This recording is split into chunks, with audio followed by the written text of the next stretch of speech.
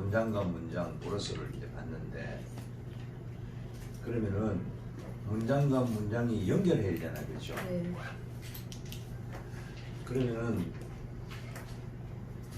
문장과 단어와 단어가 연결하고, 문장과 문장이 연결하고, 또 문단과 문단이 연결하잖아요, 그렇죠? 네. 연결하는 데는 이유가 있죠. 사람들이 이렇게 아는 거는 뭐 연결이 돼야 알아지잖아요.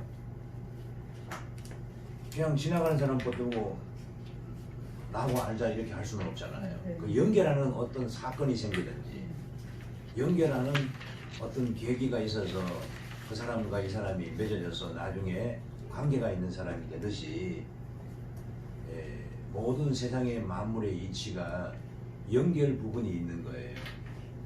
그거를 우리는 이러잖아요. 접속이라고 하잖아요. 간첩들도 접속을 하잖아요, 그죠? 네. 접속.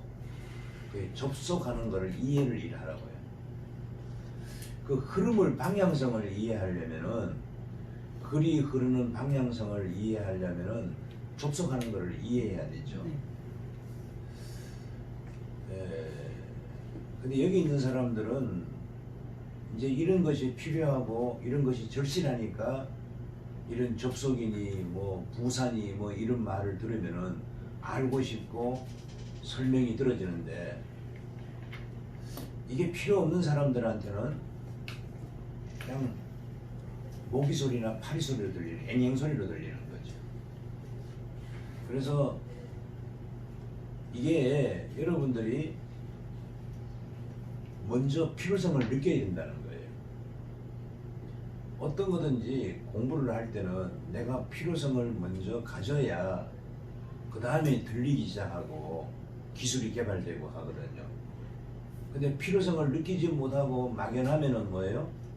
앵앵하는 소리로 들릴 수밖에 없죠.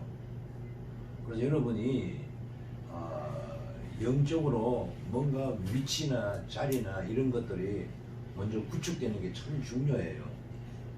그래서 생각을 해보는 거예요, 인간은. 내가 이렇게 살아도 되는가? 내가 이렇게 살면 내일은 어떻게 될까? 이렇게 생각을 안 해보고 살면은 뭐 자기만 죽는 게 아니라 여러 사람이 죽죠. 주변에 있는 사람들을, 자기한테 따라오는 모든 사람들을, 필요한 사람들을 다 같이 죽이게 되는 거죠. 옛날에 사극을 보면은 여러분도 잘 알다시피 누가 그 사람의 주인이냐에 따라서 죽고 사는 거예요, 그렇죠? 이게 정권 싸움에서 한 사람이 지면은 밑에 있는 수하들이 다 죽어버리는 거예요, 그죠? 다 죽어요. 옛날에 수양대군과 싸웠던 사람이 누구예요? 김도전. 김종서. 우리 저 북방을 지켜냈던 김성도 장군이요, 그죠? 그 김종서 편에 있었던 사람들은 김종서도 죽었고, 나머지 모두 다 죽게 되는 거예요, 그렇죠? 그러니까 역사의 그 위대한 인물이 정권 싸움에서 지게 되니까 결국은 이제 죽게 되는 거예요, 그렇죠? 수양대군 쪽에 있었던 사람들은 다 기가 살아나가지고 전부 살아나는 거죠. 그러니까 누가 옳고 그름이 없는 거예요. 지금도 우리 삶이라는 게 그래요. 내가 마치 그 주인을, 어느 주인을 닮는 것과 같이 여러분이 예수를 안 따르면은, 다시 말하면 우리 육신을 따르는 거잖아요. 그러니까 우리가 이 글을 이해해야 되는 게 뭐냐면은, 글을 잘 밝혀야 내가 따라가는 그 주인이신 예수님에 대한 생명이 내한테 딱 들어오는 거거든요. 오늘도 베드로서 여기 보면 그런 게 나와요. 나오는데 오늘 거를 한번 이제 보는데 뭘 보려면 제일 처음에 연결이라는 게 중요하다는 거죠. 제가 왜 앞에서 이런 얘기를 하냐면은, 왜냐면은 그 정치 얘기, 정권 얘기 이런 거는 따른다는 것은 뭐예요? 그 사람이 뭘 가닥을 붙잡고 가는 거잖아요. 가닥을 붙잡고 가는 건데, 문장과 문장도 어떤 연결이 되는지 그거를 우리가 봐야 통합을 해서 뭔가를 이해를 할 수 있다는 거죠. 자, 이렇게 하면 또 머리 아프니까 차근차근히 보면서 이렇게 얘기합시다. 우리가 앞에서 공부를 했던 얘기, 오전에 공부했던 이야기는 그래서 텍스트에서, 본문에서 선명한 선을 보려면은, 그렇죠? 선명한 선이나 핵심인 한 점을 보려면은 문장에서 문장, 문장에서 문장으로 이 흐름을 봐야 한다는 걸 배운 거예요. 근데 그 흐름을 보려면은 문장과 문장이 서로 연결하는 부분을 봐야 흐름을 알 수 있다는 거예요. 지금은 여러분이 오전에 들었던 강의는 문장은 봤는데 흐름을 이해하지 못하면은 또 애매했던 부분이 있었다는 거죠. 그래서 연결 부분은, 접속 부분은 마치 손가락으로 뭐를 가리키는 것과 같다는 거예요. 아까 우리가 보았던 이는 하는 것은, 그 이자는 대명사 아니에요. 앞에 있는 것을 지시하는 거잖아요. 이런 거는 보면 선명하게 드러나요. 근데 문장 속에 숨어 있는 이런 접속어는 우리가 이제 이해해야 드러나거든요. 그러니까 이게 뭐다 하는 걸 봐야만 보인다는 거예요. 자, 우리 이러죠. 귀신을 보려면은, 그렇죠? 예를 들어 봅니다. 귀신을 보려면은, 귀신은 이러이러하게 생겼고, 이러이러한 데 가서 있고, 이러이러하게 가서 일을 하고, 언제 나타나고, 언제 이렇게 한다. 이런 거를 알아야 귀신이 보이는 거잖아. 그렇죠? 귀신이 보인다는 얘기는 아니고, 예를 들면, 또 그렇다고 해서 귀신 보는 방법도 있느냐고 나한테 물어보면 또 곤란해요. 귀신을 보려면은, 귀신은 머리가 이렇게 훌끈어져 있고, 옷은 하얗게 입고 다니고, 그래서 딱 보면은, 그렇게 난다. 그러니까 우리가 이제 이런 영화나 이런 얘기를 많이 듣다 보면은, 진짜 가만히 있다가도 그런 게 보이는 것 같은 느낌이 들잖아요. 여러분이 이게 귀신이 없는 건데도 그런 이야기를 들으니까 귀신이 갑자기 보이는 것 같이 착각을 하고 무서워하는 거예요. 이 무서움이 없는 걸 있는 것처럼 보기 때문에 무서워하는 거거든요. 그런데 그런 있는 것을 있는 것처럼 보는 거를 그리거든요. 그러니까 들으면은 보이는 거예요. 들으면은 보이는 거예요. 자, 다시 한번 설명할게요. 선명한 선이나 선명한 점을, 그래서 선명한 선, 선명한 점을 보는 거는 문장과 문장을 통하여서 본다는 거예요. 그러나 문장과 문장을 보려면은 연결하는 접속 부분을 봐야 된다는 거죠. 그 접속어는 뭐냐면 손가락을 가리키는 것과 같다는 거예요. 이 문장이 뭐다 하는 거를 아는 것과 같다는 거죠. 아까는 문장 얘기를 들으니까 문장이 보였어, 여러분이. 이번에는 접속어를 들으면은 이제는 접속어가 보인다는 거죠.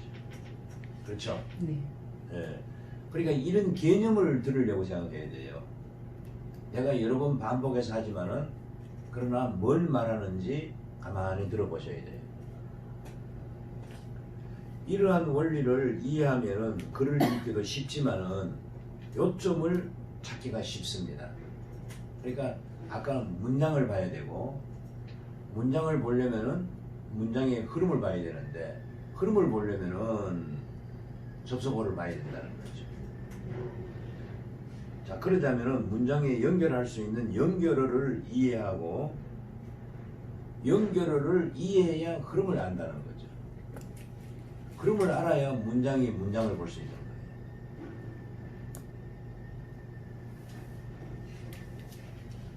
자, 접속어에는 우리가 접속어와 접속 부사를 이해합시다. 이런 단어가 조금 생소하고 어렵고 우리 생활하고는 조금 거리가 먼 것 같지만은 성경을 읽은 사람들에게는 절대적이라고 봐야 돼요. 성경을 읽는 사람이. 접속어가 뭐냐? 단어와 단어, 구절과 구절, 문장과 문장을 연결해주는 구실을 역할을 하는 게예요.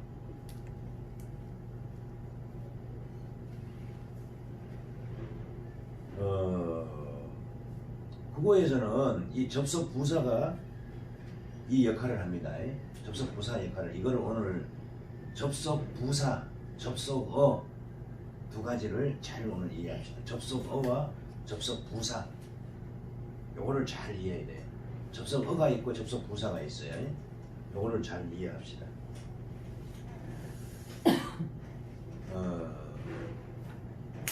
접속어는 단어의 의미 속에 들어있어요. 단어 안에 들어있어요. 접속어는. 접속 부사는 따로 떨어져 있는 단어예요. 그러나 이런 거는 접속 부사지요. 그러나 하였고, 그렇죠? 뭐에게 그랬으니 뭐는 이런 거는 접속어라는 거예요. 접속어. 이렇게 접속어하고 접속 부사하고 이거를 이해하고 나면은 그게 보이기 시작한다는 거죠.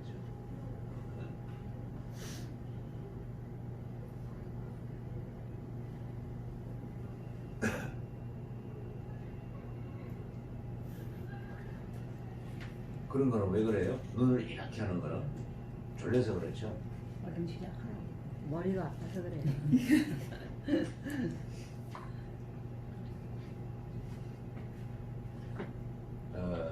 접선은 이쪽과 이쪽을 연결해 준다고 생각하는 게 아니라 꾸며 준다고 봐야 돼요. 자, 예를 들면 이러죠. 그러므로라고 하면은 앞에 있는 이 긴 어떤 이야기를 이쪽에 있는 거하고 꾸며 준다는 거죠. 연결만 하는 게 아니라 꾸며준다는 것은 때로는 수식을 해준다는 뜻이에요. 앞에 있는 게 뒤에를 수식해준다는 거죠. 수식어는 잘 알고 있으니까 여러분이. 자, 이제 여기서 이제 여기 내가 예를 들어서 찾아놨어요. 저 사전이 아니라 책에서 여기저기 뒤져서 찾아놨는데, 자, 한번 보세요. 한 문장 안에서 연결하는 거. 다시 말하면 접속어, 연결어, 연결 어미죠. 단어 끝이 바뀌는 거예요. 용언이죠, 용언. 예를 들어 동사나 형용사 끝에서 이렇게 바뀌죠. 이거는 그 수가 헤아릴 수 없이 너무 많아요.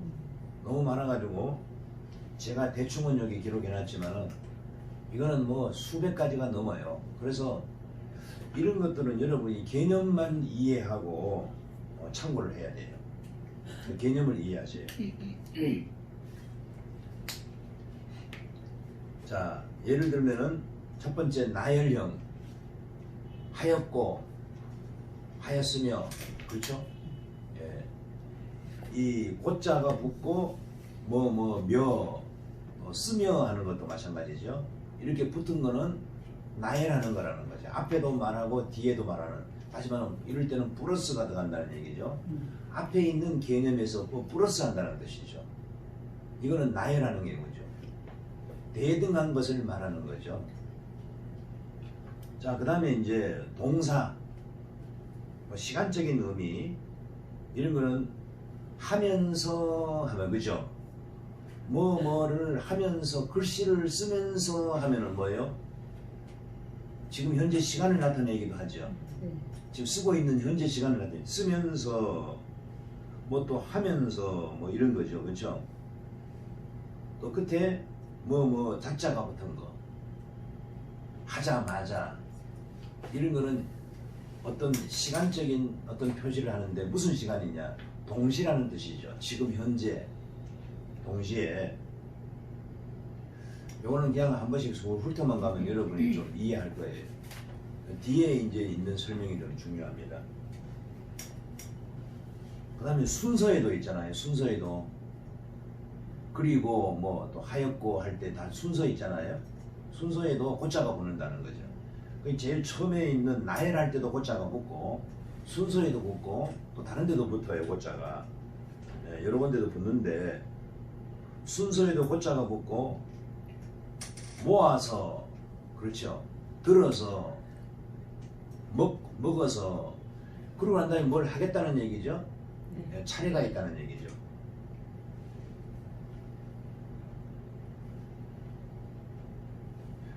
자, 전화는 보세요. 전화는 뭐예요?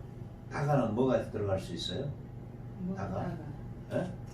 먹다가, 보다가 뭐 하다가, 그러면 이제 하다가 뭐 다른 걸 하려고 한다는 거죠. 이런 거는 이제 전환하는 거죠. 이거를 하려다가 저걸로 바꾼다는 그런 의미가 있고, 대립 대조에는 낙자가 붙어 있고, 하지만, 그렇지만 뭐 등등 해서 이 나, 지만, 는데 또 뭐도, 뭐아도, 어도 등 이런 것들이 붙어 있다는 거죠. 자, 이유나 원인은 이런 부분이 붙어 있고, 모아서 하면은 또 모아가지고 뭘 할 거란 얘기죠.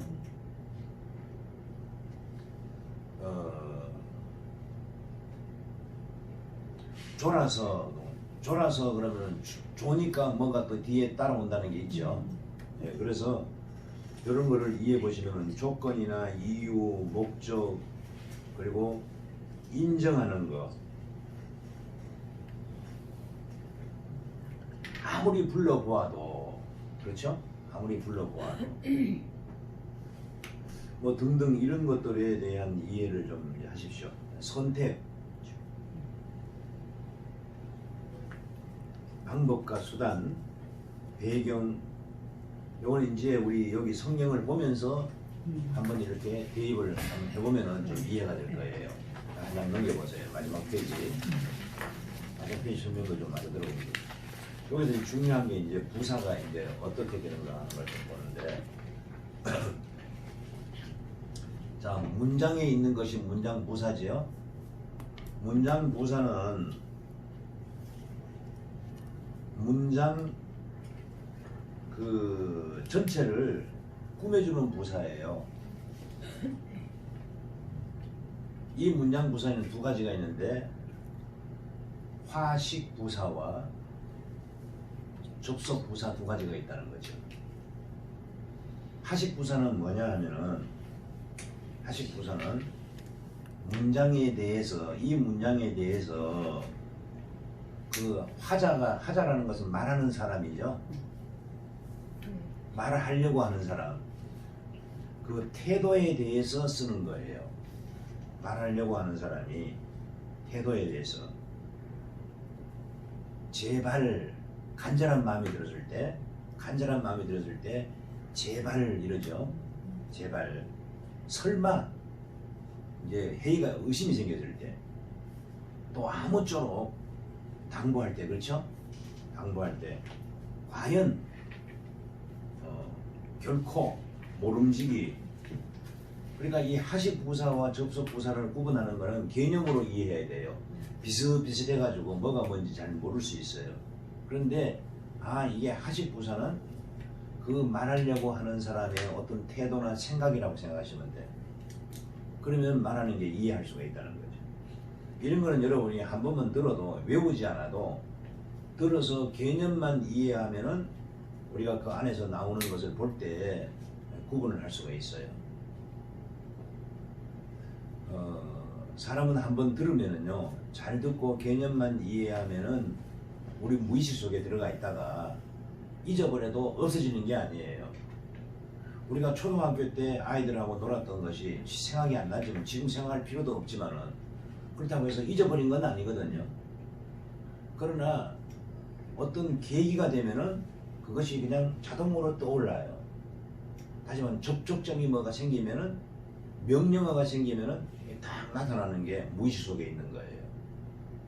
그러니까 우리가 슬쩍 지나가도요, 저도 이렇게 책을 읽다가 보면은 장절이 뒤에 붙어 있잖아요. 장절이 이렇게 써 있는데, 나중에 읽다 보면은 앞에가 몇 장 몇 절에서 말했는 건지, 그리고 숫자 같은 것이 이게 나중에 무의식 속에 그 숫자가 나와서 그게 알게 되더라고요. 그래서 그대로 다시 뒤져보면은 내가 생각했던 게 그 숫자가 맞아요. 아, 그래서 그 무의식 세계에 있는 이 기억력이 놀랍다는 생각을 많이 들기 때문에 이런 거를 들을 때 내가 개념을 이해했느냐 안 했느냐에 따라서 내한테 이 여기 우리 기억 장치를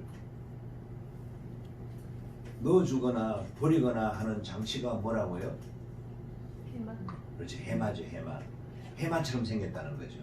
이렇게 조그마한 용처럼 조그마한 게 생긴 게 바다에서 나오는 거.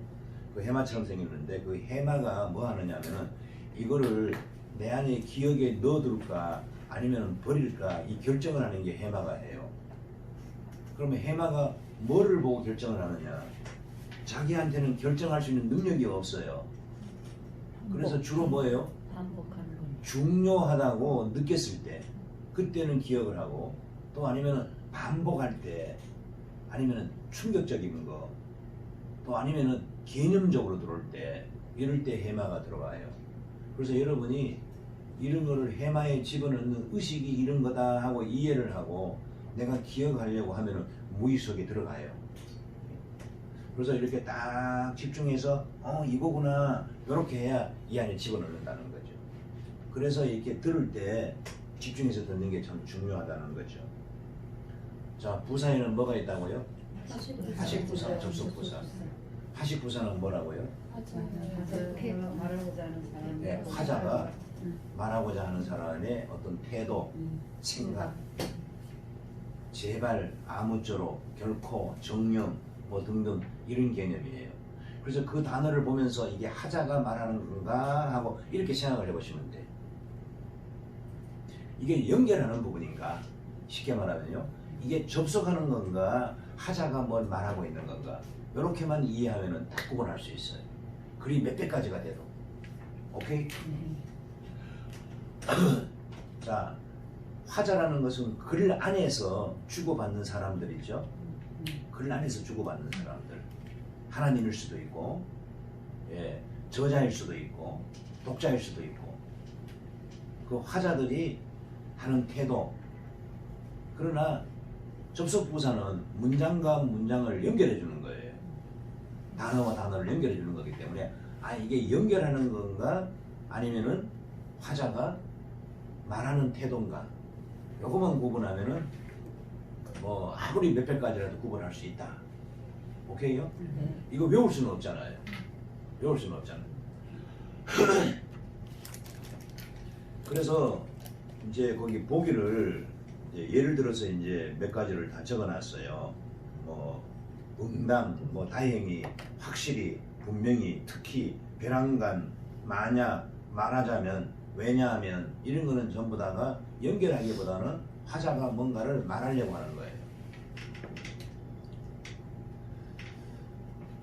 자, 그러면 접속부사는 단어와 단어, 구절과 구절을 연결해주는 역할을 하죠. 그럼 접속부사는 문장과 문장을 이어주는 부사가 많죠. 많은데 그 중에서 의미와 기능별로 나눠져 있다는 거예요. 몇 가지. 자, 그래서 5가지를 나눠놨습니다. 그냥 종류가 많은데 5가지로 뭉쳐놨어요. 자, 보세요. 첫째는 보충이라는 게 있죠. 보충이라는 것은 첨가하는 거잖아요. 더하기 하는 거. 더하기 할 때에 그 부사가 뭐예요? 더구나, 또, 게다가, 더욱더 이런 말을 우리가 알잖아요. 그죠? 이런 거는 이해하면은 여러분이 글을 보면 이해할 수 있어요. 이렇게 한번 스쳐 가보자는 거죠. 스쳐 가면 여러분이 이해할 수가 있게 됩니다. 자, 두 번째, 하재를 전환할 때, 그죠? 글을 읽다가 내용을 바꿔갈 때, 그때는 그런데 뭐 한편 또 다른 말로도 사용할 수 있는 게 많죠. 예, 그럴 때 화제를 전환하는 거죠. 그 다음에 또 대립 대조하는 거, 대조하는 법 이런 거를 이해해야 우리 구분할 수 있다는 거죠. 오늘 여기 3장 13절부터 22절까지 보면서 이런 거를 좀 대입해서 한번 보도록 합시다. 그 다음에 비유, 예시,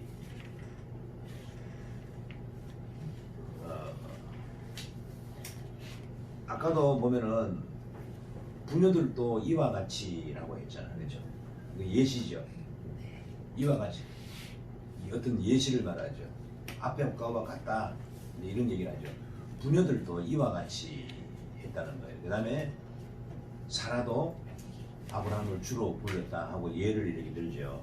그러면은 그럴 때 반드시 앞에 들어오는 게 뭔가가 있다는 거죠. 그때 말하자면 이를테면은 즉, 곧, 그죠? 곧, 즉 말하자면 예컨대 곧이라는 단어가 많이 나오죠, 성경에. 이게 서신서에는 많이 나옵니다. 즉도 많이 나오고 곧이라는 단어가 제일 많이 나온다고 보면 돼요. 그럴 때는 이가 앞에 있는 말을 또 한 번 되풀이하는 거예요. 예를 든다는 거죠. 비유도 들고. 마지막으로 원인과 결과.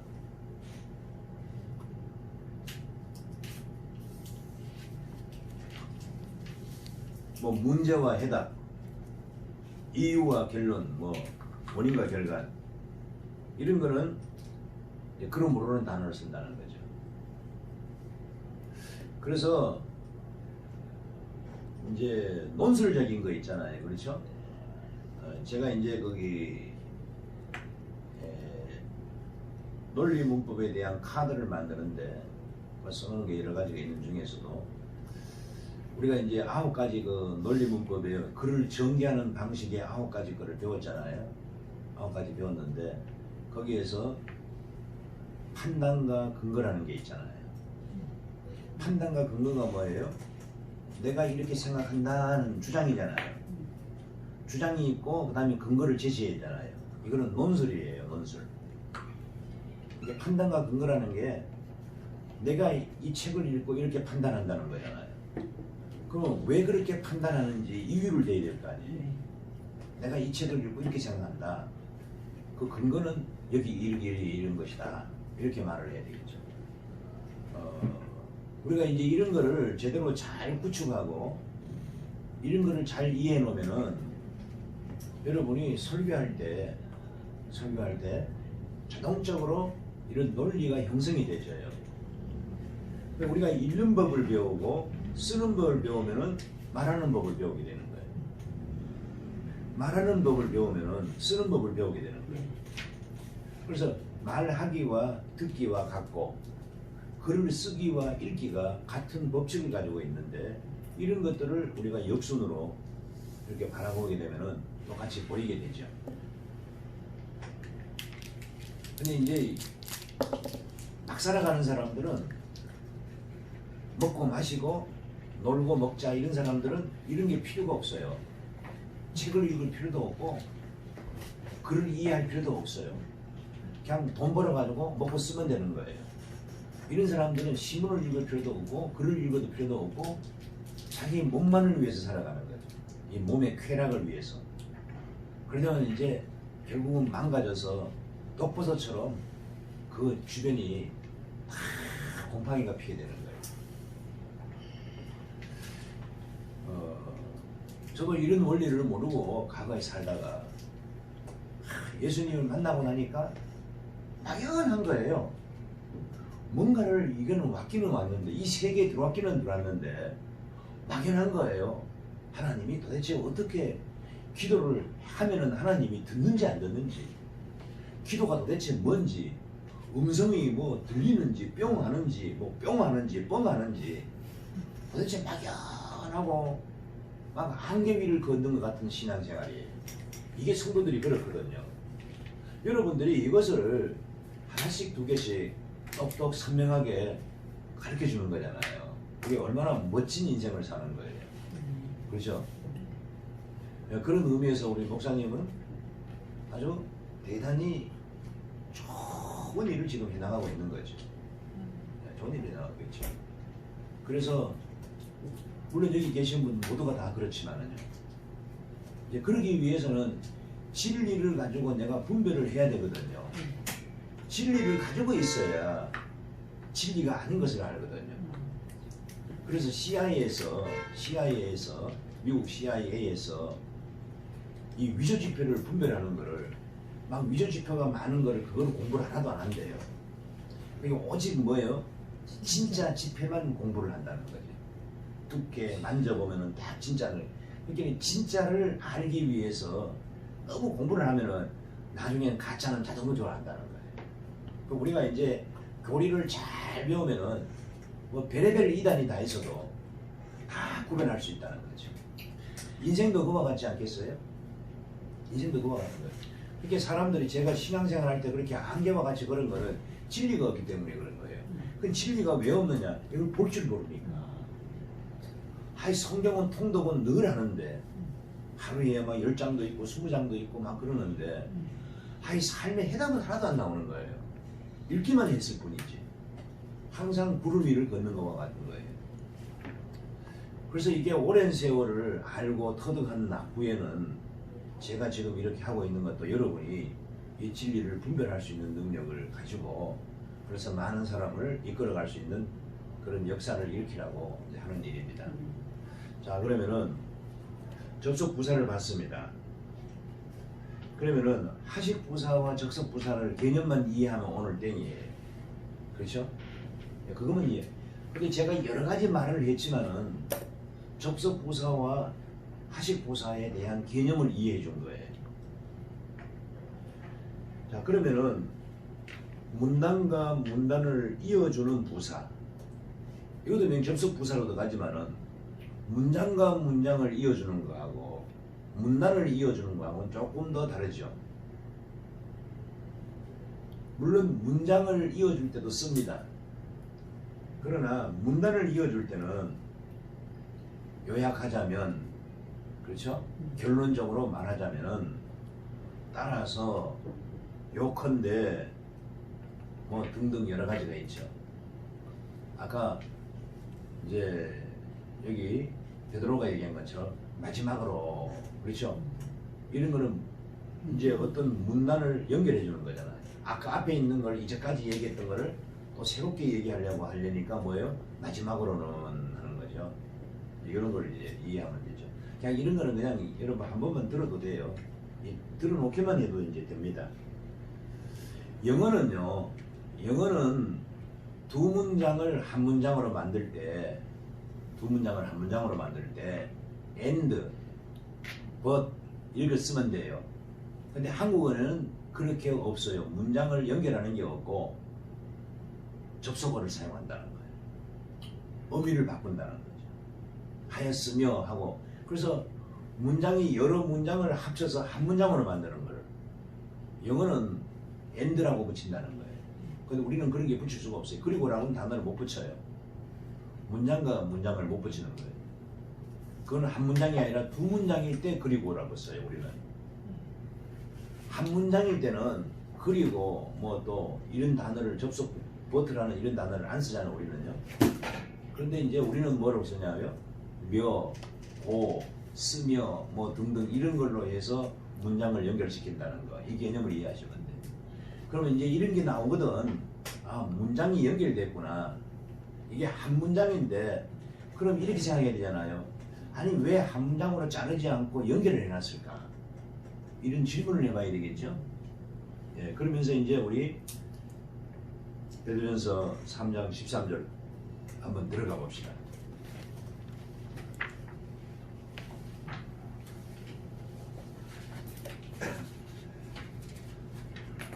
자, 우리가 짤막한 글을 한번 읽을 때는 어떻게 읽으시라고 했죠? 네? 어떻게 읽으라고 했어요? 끊어읽기. 끊어읽기. 예. 한 사람은 안 배웠잖아. 두 사람만 배웠잖아. 강의할 때도. 자,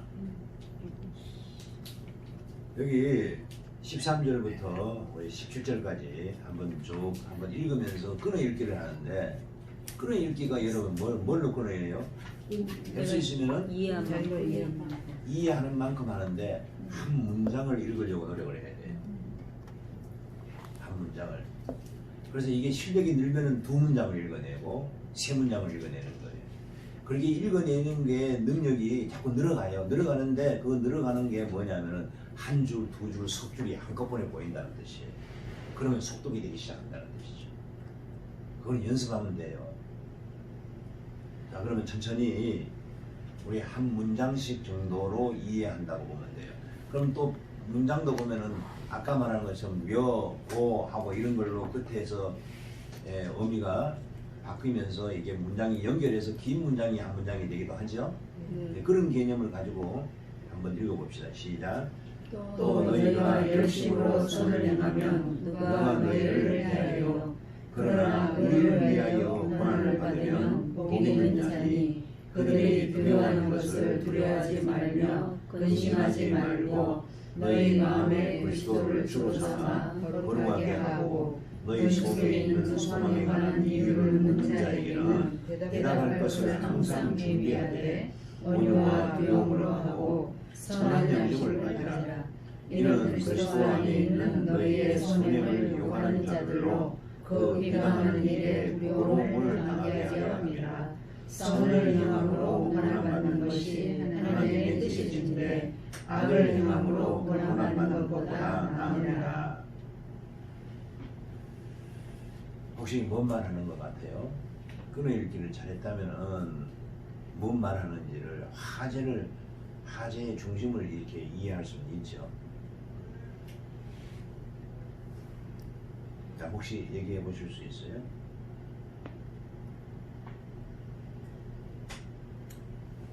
그냥 우리가 여기서 이제 우리가 그 아까 말했던 것처럼 딱 초점을 잡으면 단어가 하나가 나오겠죠. 여기서 말하는 게 뭔 단어일까요? 선을 행함으로 고난받는 것. 네? 그것이 하나님의 뜻이다. 네? 선을 행함으로 고난받는 것이 하나님의 뜻이다.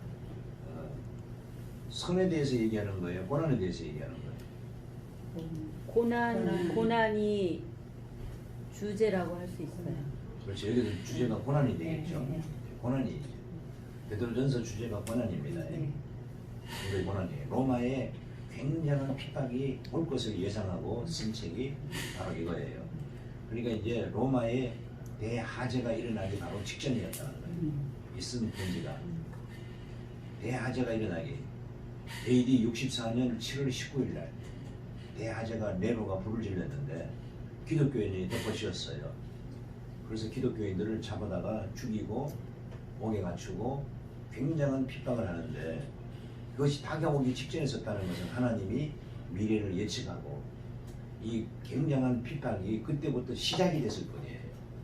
그것이 300년 동안 갔다. 300년 동안. 밀라노 칙령이 내릴 때까지. 오케이요? 콘스탄틴 대제에 기독교인을 옹호할 때까지 하나님이 그런 콘스탄틴이라는 사람을 세우는 것도 고레스 왕을 세우는 것과 같이 기독교를 해방하고 복음이 널리 퍼지도록 꽉 쥐고 있다가 팍 놓은 것과 같아요. 그래서 누구를 통해서요? 그 한 사람을 통해서 콘스탄틴이라는 역사의 한 인물을 통해서 팍 나가지고 땅 속에 있던 응축되어 있던 기독교인들이 온 세계에 팍 드러나 버리게 되죠. 핍박을 받죠. 그게 300년이나 걸렸어요. 그 시작점이 베드로전서라고 보면 돼요. 고난의 시작. 그리고 이거를 위해서 썼다는 것. 역사의 배경이 좀 필요하다는 거 이런 게. 이런 역사적인 배경이 좀 있으면은 이게 다 좋은데 이게 없을 때는 논리 문맥을 통하여서 잘 봐야 된다. 이게 이런 얘기죠. 오케이죠? 자, 그러면은 첫째 문장을 한번 봅시다. 너희가 열심으로 선을 행하면 누가 너희를 해하리요.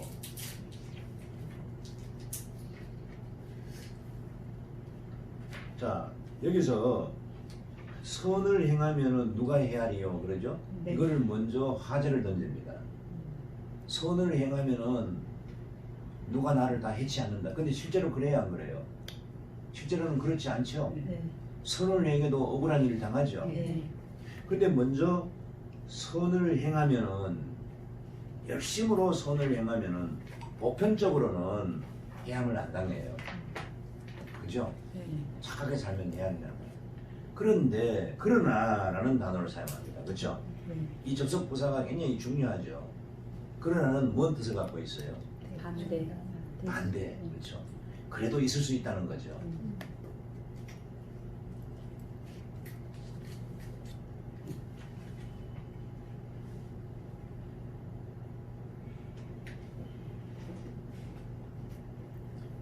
그러나 의를 위하여 고난을 받으면 복 있는 자니. 자, 의를 위하여 고난을 받으면 복 있는 자다 하는 거잖아요, 그죠? 네. 그럼 이게 뒤에 있는 문장하고 연결을 해버리려고 니하고 이렇게 하죠. 네. 이런 게 접속을 하는 뜻이죠. 네. 접속. 그럼 왜 이렇게 자니하고 연결을 시켜요? 자, 그러면은 여기서 물어볼게요. 여기서 고난은 14절의 고난은 무슨 고난을 말합니까? 선을 행하는 데 있어서 받는 고난. 그렇죠. 네. 물론 이 고난은 로마인들이 하는 핍박이에요. 예, 불같은 시험이죠. 하지만은 문맥에서 보는 게 착하게 사는데도 더하는 거죠. 여러분이 다른 사람한테 잘해주는데도 그죠? 네. 그 사람 살리려고 막 하는데도 막 성질내서 그러죠. 네. 예. 네가 뭔데 내 인생에 간섭해? 막 이렇게 막 나오죠. 이렇게 나올 때 얘기죠. 뭐 이런 거지 이제 이게 선을 행하는데도 받는 고난이 그런 고난이죠. 내가 좋은 의도로 다가갔는데 상대방에게 뭐 반박을 당할 때 그렇죠. 네. 이런 거 그게 여러 가지를 그렇게 생각을 해보시면 되죠. 그럴 때 여러분이 이 구절을 생각해야 되겠죠. 네. 예. 근데 뭐라고 그래요? 이런 사람은 복이 있다. 복이 있다. 근데 복이 있는데 아까 말한 럭비공처럼 문장이 한 문장이면 선이 선명하지 못하다 그랬죠. 네. 그럼 지금은 그럼 두 문장을 합쳐보니까 뭐예요? 선을 행하고도 고난을 받는 사람은 복이 있다는 거예요. 두 문장을 합치니까 아까는 선을 행하면 누가 너를 해치리요 하잖아요. 근데 해치는 게 있다는 거예요. 네. 그게 이제 고난이라는 거예요. 해침이 뭐냐면 고난이 온다는 거죠. 어려움이 온다는 거죠. 그러면은 그 뒤에 문장이 좀 묘하죠. 그들이 두려워하는 것을 두려워하지 말며 그들이 누구예요? 여기 선을 행하는데 반대하는 사람들. 내가 선을 행하는데 나한테 고난을 주는 사람이죠. 네. 네. 그죠? 예, 그들이 하는데 그게 요런 것들을 여러분이 보면서 좀 그런 대명사들을 좀 잘 살피는 게 좋지요. 예, 그들이 두려워하는 것. 그러면 그들이 두려워하는 것이 뭔지 물어봐야 되겠죠. 네. 예, 그들이 두려워하는 것을 두려워하지 말며 근심하지 말고 했죠. 말고라는 단어는 품사가 무슨 품사일까요? 말다, 말다. 말다. 네. 본디말이 말다죠. 네. 말다가 뭐죠? 말다는 부정사지요. 네. 말다를 다른 말로 바꾸면 반대로 바꾸면은 뭐 하다. 하다죠. 하다. 하다. 하다는 뭐예요? 품사가? 동사. 동사지요. 네. 그럼 이것도 동사가 되는 거죠. 말다니까. 하다를 안 하는 거니까 똑같은 동사죠. 네. 앞에도 뭐예요? 두려워하지 말며 근심하지 말고. 그러니까 이것도 두 문장이 한 문장으로 합해지는 거하고 똑같은 거예요. 그렇죠? 네. 근심하지 말고도 뭐예요? 그들이 두려워하는 것을 근심하지 말고라는 뜻이죠. 네. 예. 그래서 이런 거를 말며 말고 이런 것이 전부 접속을 하는 거죠. 그럼 이 말며 말고 하는 것은 하살표가 어디로 가는 거예요? 앞으로 가는. 진행하는 거죠. 예, 밑으로 진행하는 거죠. 진행하는 거지만 그들이 두려워하는 것이라고 그랬잖아요. 예. 자, 이렇게 하지 말고니까 뭐예요? 그 다음에 어떤 행동이 나온다는 거잖아요. 네. 예. 이렇게 하지 말고 뭔가가 예측하는 행동이 있으니까 뒤로 가야 되겠죠. 자, 자, 15절은 뭔 얘기입니까? 너희 마음에 그리스도를 주로 삼아. 거룩하게 하는데 네. 그리스도를 주로 삼는 자, 마음. 그럼 문장이 짧아지는 게 뭐예요? 너희 마음에 그리스도를 주로 삼아 거룩하게 하고. 그럼 우리가 거룩하게 하려면 뭘 해야 돼요? 그리스도를 주로 삼아야 된다. 주로 삼아요. 주로 삼으려면 뭐 해야 되는 거예요? 우리 아까 앞에서도 봤잖아요. 이런 걸 하지 말란 얘기죠. 순종해야 되죠. 주로 삼는 거는 순종하는 거잖아요. 네. 순종하는 거는 아까도 우리가 봤지만은 어려움이 와도 순종하는 거죠. 예. 예수를 믿으면은 복이 와야 되는데 자꾸 어려움이 와. 그래도 순종해야 되는 게 바로 그게 주라는 뜻이죠. 네. 아까도 그랬던 것처럼. 자, 그러면은 사람은 주로 삼으면은 고난도 올 수 있지만은 예수님을 주로 삼으면은 거룩이 오는 거예요. 네. 자, 예수님을 주로 삼아야 거룩하게 하고, 그 다음에요, 너희 속에 있는 소망에 관한 이유를 묻는 자에게는 대답할 것을 항상 예, 준비하는데 자에게는 대답할 것을 항상 준비하되 온유와 두려움으로 하고 선한 양심을 가져라. 자, 그러면은 끝이 어디예요? 가지라. 선한 양심을 가지라 해서 마치거든요. 예, 가지는 게 이제 끝이죠. 네. 그럼 뭐를 가져요? 선한 양심을 선한 양심도 가지고 앞에 온유와 온유도 가지고 두려움도 가지고 있어야 되겠죠. 거룩도 가져야 되고 누구한테요? 소망에 관하여 묻는 자들에게. 그렇죠. 소망을 가하여서 묻는 자들에게. 그럼 소망을 가해서 묻는 사람들은 뭘까요? 구원에 관하여서 도대체 인생이 뭐야? 그렇죠? 인생이 뭐야? 야, 어떻게 해야 내가 이런 거 안 하고 내가 끊을 수 있어? 어떻게 하면 이런 게 내가 행복하게 살 수 있어? 이런 내용이죠. 자, 이럴 때 뭐예요? 뭘 가져야 돼요? 선한 양심을 가져야 돼요. 네. 두려움으로 하고 그리고 있잖아요, 그렇죠? 뭐를 두려움으로 하고요? 온유와 두려움을 하고요. 이 묻는 사람들에게, 네. 다시 말하면 목사가 교회에 목회를 할 때 성도님들이 나한테 묻는다고 묻는 게 아니잖아요. 필요한 대상은 다 묻는 거죠. 네. 무슨 말인지, 내가 역할을 해야 되는 필요한 대상은 다 나에게 묻는 거죠. 그렇죠? 다 묻는 건데, 이렇게 묻는 사람들한테 어떻게 하라고요? 온유와 두려움. 온유와 두려움으로 하고, 그 다음에 선한 양심을 가져라. 이 세 가지를 갖는 거죠. 그럼 선한 양심이 뭘까라고 우리가 질문을 해봐야 되겠죠. 네. 이게 한 문장 한 문장 의문점이 항상 생기는 거예요. 근데 그 의문점은 항상 다른 문장으로 자꾸 연결해야 돼요. 그러면 항상 답이 나와요. 네. 이렇게 한 문장 한 문장 풀어가니까 이제 이해가 되지죠. 네. 그럼 여기까지 이해한 거는 뭡니까?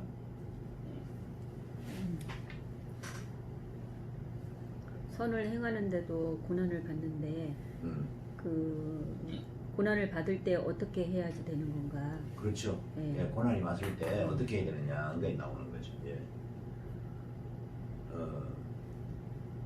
이렇게 보면 똑 떨어지게 볼 수 있는 거예요. 네.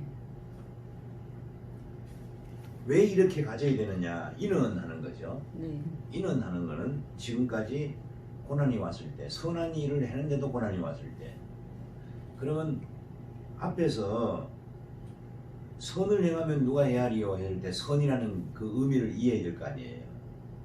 그렇죠? 선을 행했는데도 고난이 오거든 너희들이 복을 받는다. 그러면 선한 일이 뭐냐는 거죠. 뭐를 했는데 고난이 오느냐는 거죠. 네. 그 선이 열심으로 선을 행하면은 누가 헤아리요? 그 답이 어떻게 나와요? 앞에 도라는 단어가 나와 있잖아요. 네. 그렇죠? 음. 도라는 단어는 위에 있는 거와 연결되는 거 아니에요? 네.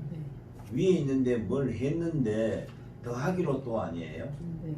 그럼 앞에 있는 거를 이해해야 되겠죠. 음. 앞에 있는 얘기가 뭐예요? 마지막으로 말하노니 하고 얘기했던 내용이 있죠. 네. 그래서 영혼을 사랑하고 뭐 하고 이렇게 쭉 나와 있죠. 네. 이제 그런 개념이 또 앞에 있는 개념들이죠. 앞에 있는 개념이 뭐예요?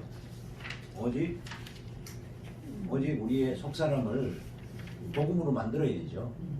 복음으로 만들어야 되죠. 그럼 여기서 열심으로 선을 행하면 하는 거는 그렇죠? 네. 예.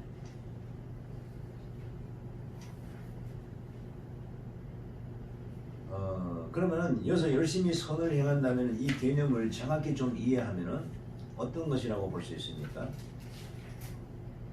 여기 왜냐하면은 여기 13절 문장을 다 이해해야 되니까 14절까지.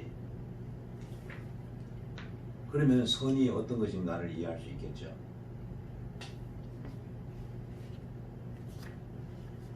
아까 네. 아내가 남편에게 순종하라는 개념을 배웠잖아요. 네. 그러면은 여기서 선을 행하는 사람은 어떤 사람이에요? 고난을 받는다는 거는. 순종하는 데 따르는 그러니까 우리가 세상 사람들에게 그들을 섬기면서 마치 아내가 남편에게 순종하는 것처럼 우리가 세상 사람들에게 복음을 전하고, 복음을 전한다는 것은 그들에게 생명을 전하고 살 길을 열어주는 거잖아요.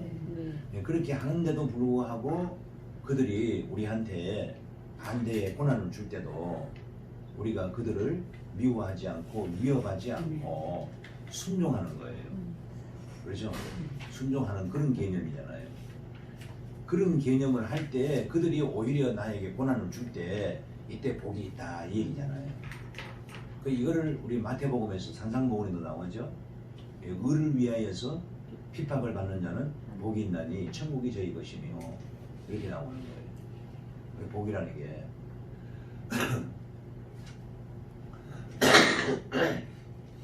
그게 성경을 많이 암송해 놓고 묵상을 제대로 해 놓으면은 한 구절을 풀면은 연결해서 그런 구절들이 다 떠올라야 되겠는 거예요. 그렇죠? 명령어가 딱 주어지면은 이 한 구절이 명령어라면은 나머지 그 주르르르 고구마처럼 따라오는 거예요. 성경 전체 66권에서 예, 창세기부터 시작해서 그게 쫙 개념이 떠오르는 거예요. 우리 머리가 그렇게 돼 있어요.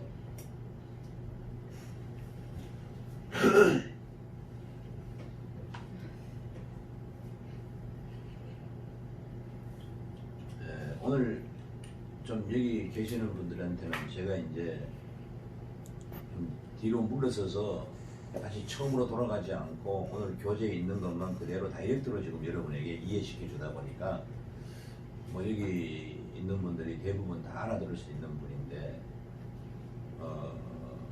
그래서 뭐 한 사람은 뭐 잘 못 알아들으시죠. 오늘 처음 오신 분들은 잘 못 알아듣지만 뭐 주무시니까 괜찮고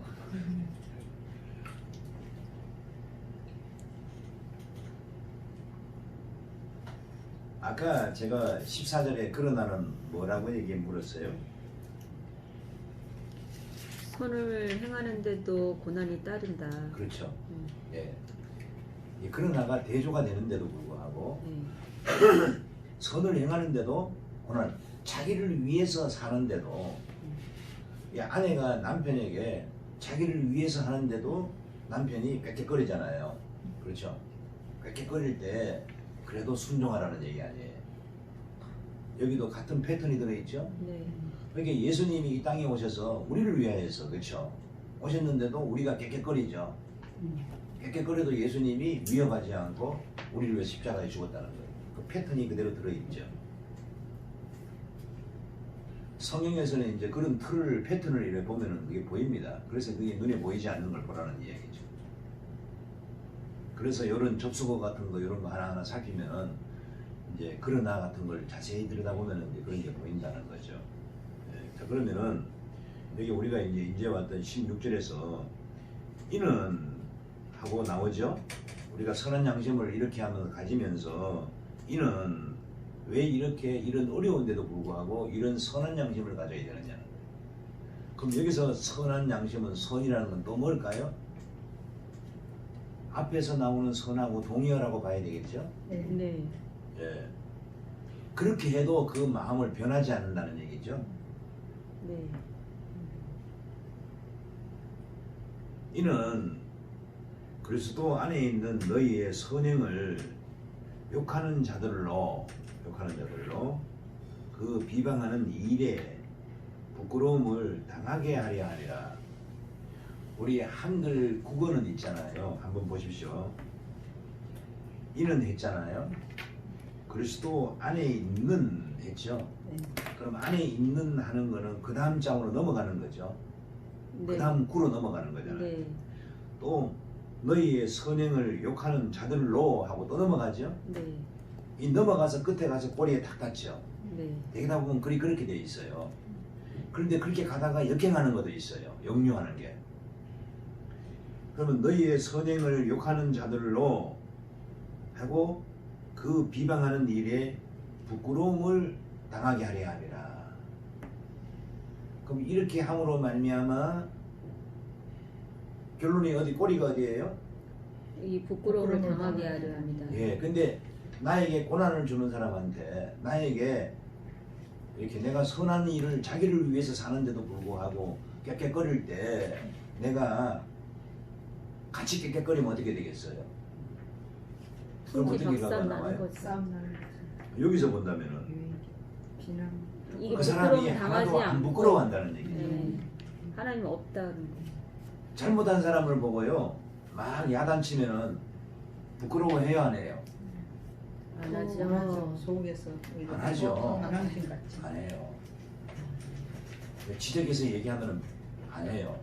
지적하지 말고 선행으로 그걸 보이라는 거예요. 여기 오늘 얘기 봤던 거. 그렇죠? 네. 그런 사람에게 선행을 하면은 나중에 부끄러워한다는 거죠. 네. 그럼 부끄러워한다는 의미가 뭘까요? 깨우치. 네? 자신의 행위를 그 사람이 뭘 부끄러워해요? 자기가 그 자기 잘못을 깨닫는 거죠. 안다스텐? 네. 이게 아주 여기 이런 질문을 통해서 뭐예요? 아, 저 사람 잘못을 가르쳐 주는 게 우리가 해야 할 일 아니에요. 근데 그걸 우리가 직접적으로 단도직입적으로 하면은 오히려 반대 현상이 생기는 거예요. 네. 그런데 오히려 내가 선한 일로 그들을 대하면은 그 사람들이 자기를 깨닫고 오히려 부끄러워한다는 거예요. 이게 바로 복음 아니에요. 네. 하나님 뜻이. 이게 복음이죠.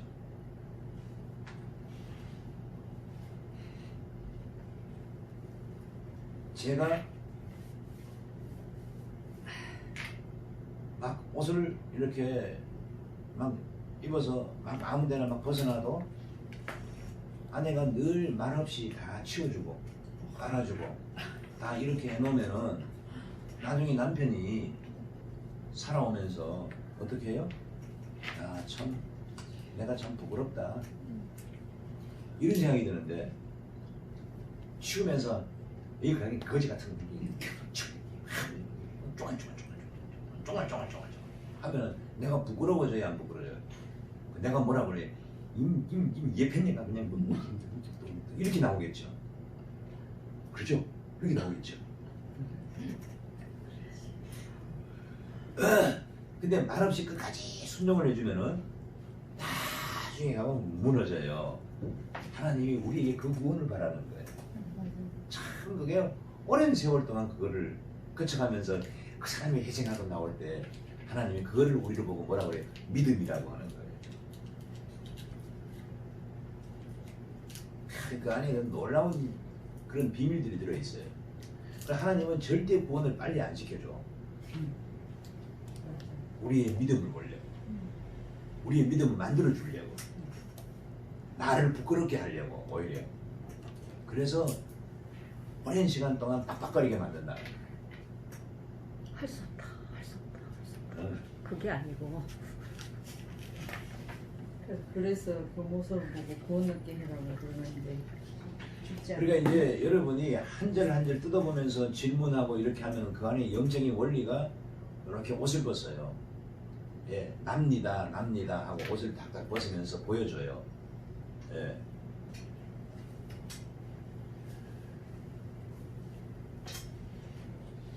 그리고 17절에는 좀 문장을 한번 보십시다. 선을 행함으로 고난받는 것이 하나님의 뜻일진데 악을 행함으로 고난받는 것보다 나으니라. 악을 행해도 고난받고 선을 행해도 고난받죠. 네. 악을 행하면은 같이 맞장구 치면은 고난이 와요 안 와요? 오죠. 맹도 오죠. 네. 예수 믿는 사람들이 예수 믿는 사람을 핍박한다고 해서 같이 독립전쟁을 하면 어떻게 될까요? 그래서 로마가요 예루살렘을 멸망시켜버렸죠. 뭐 독립전쟁 때문에, 유대인들 독립전쟁 때문에. 하나님이 이스라엘 사람들 보고 하나님이 다루실 때 가서 심판을 받으라는 거예요. 그렇죠? 너희들이 바벨론으로 가서 바벨론에서 섬기고 바벨론 왕을 섬기라는 거예요. 그런데 거짓 선지자들은 말도 안 돼. 어떻게 바벨론 왕을 섬겨? 아니야. 하나님이 회복해 주셔. 조금만 기다려. 이 거짓 선지자들은 이런 얘기를 하죠. 그게 여기 원리가 그 패턴 똑같은 패턴이에요. 왜 하나님이 우리를 세상에 남겨다 두셨냐는 거죠. 이 세상 속에서 그렇죠. 불이한 이익을 당하고 그래서 그 사람들이 하나씩 하나씩 돌아오게 하려고 우리의 착한 행실을 통하여서 돌아오게 하려고 그렇죠. 그러면은 우리 이중 전사님 네? 예지와 비상이가 언제 변할까요? 이 엄마의 뭘 보고 변할까요? 착한 행실을 보고. 엄마가 말했잖아. 그러면 안 되죠? 안 되는 줄 알면서 하지요. 우리는 굉장히 그 부모의 위험을 세우고 자존심, 위험, 그래서 위협하죠. 너 부모한테 그러면 복 못 받는다. 은근히 위협이죠. 너 부모한테 그러면 복 못 받아. 아니 그럼 복 못 받는다는 말은 뭔 말이에요? 저주받는다는 말이지. 아주 점잖게 저주를 내리는 거야. 점잖게 저주를. 너 그러면은 복 못 받아. 그 알고 보니까 너 저주 받아 하는 거야. 참 바보같이 살았군요. 네. 도 뭐예요? 무슨 도인? 나도양. 나도양? 나도양 말고 도 뭐예요? 도양. 김도양이야? 김도양이- 나도양이 아니고 네. 김도양이야? 김도양 흰머리의 특수인. 맞아. 바보같이 살았군요. 살고 보면 다 그래요, 그죠? 조금 쉬었다 하겠습니다.